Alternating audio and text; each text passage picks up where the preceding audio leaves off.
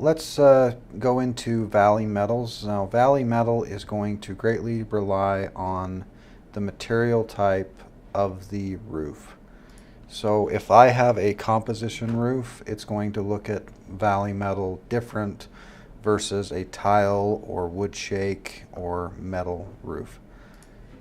So if it is composition roof, then valley metal will not be applied unless it is either a open valley identified from the aerial or drone imagery. If we identify that there is valley metal, we will, and then valley metal will be included in the question set in what material you want to use. But other than that, it will be left alone and left up to the user to decide how that's going to be applied.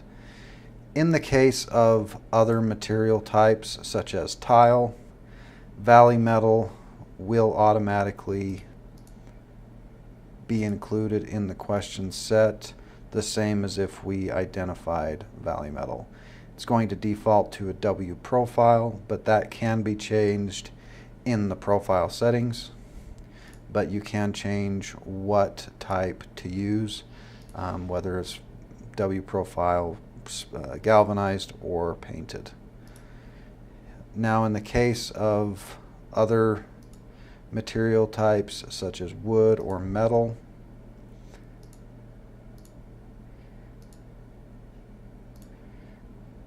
it is going to be automatically replaced, and again you have the option to decide which material you want to use. Here you have a lot more options. You have all your standard types, and along with copper,